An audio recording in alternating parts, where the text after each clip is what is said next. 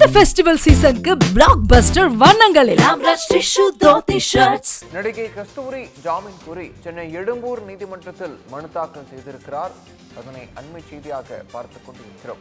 தெலுங்கு மக்கள் குறித்து அவதூறாக பேசிய வழக்கில் கைது செய்யப்பட்ட நடிகை கஸ்தூரி சிறையில் அடைக்கப்பட்டிருக்கிறார். அவர் தற்போது ஜாமீன் கோரி வழக்கறிஞர் பிரபாகரன் எழும்பூர் நீதிமன்றத்தில் மனு தாக்கல் செய்திருக்கிறார். அதனை அண்மை செய்தியாக பார்த்துக் கொண்டிருக்கிறோம்.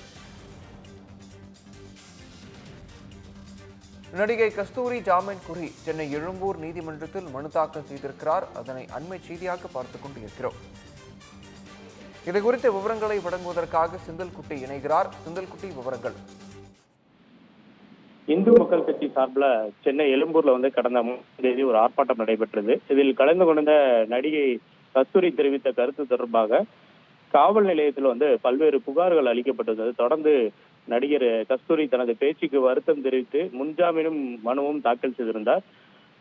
நடிகர் கஸ்தூரி மீது நடவடிக்கை எடுக்க கோரி அகில இந்திய தெலுங்கு சம்மேளனம் சார்பில் எழும்பூர் காவல் நிலையத்திலும் அதே வேளையில் புகார் அளிக்கப்பட்டு 4 பிரிவுகளின் கீழ் போலீசார் வழக்கு பதிவு செய்தனர். அதுல மதுரை உயர்நீதிமன்ற கிளை அதன் பிறகு அவருடைய முன்ஜாமீன் மனுவை வழங்க மறுத்து அவருடைய வழக்கை தள்ளுபடி செய்திருந்தது. இந்த நிலையில் நடிகை கஸ்தூரி தெலுங்கானா மாநிலம் ஹைதராபாத்தில் நேற்று முன்தினம் கைது செய்யப்பட்டார். பின்னர் அவரை அழைத்து வந்த காவல்துறையினர் எழும்பூர் 5வது நீதிமன்ற மேஜிஸ்ட்ரேட் முன்பாக ஆஜர்படுத்தினர்.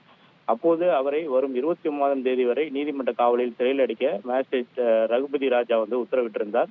இதையடுத்து நடிகை கஸ்தூரியை போலீசார் புழல் சிறையில் அடைத்து உத்தரவிட்டார்கள். இந்த நிலையில் நடிகை கஸ்தூரி ஜாமீன் கோரி எழும்பூர் நீதிமன்றத்துல மனு தாக்கல் செய்திருக்கிறார்.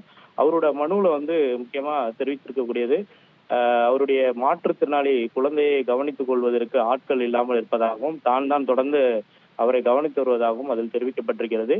எனவே தனக்கு ஜாமீன் வழங்க வேண்டும் என்றும் தனது பேச்சு குறித்து ஏற்கனவே மன்னிப்பு கோரியுள்ள நிலையில் தன் மீது இந்த வழக்கு பதிவு செய்யப்படுறதாகவும் எனவே தனக்கு ஜாமீன் வழங்க வேண்டும் என்ற ஒரு கோரிக்கை அந்த மனுவில் வைக்கப்பட்டிருக்கிறது.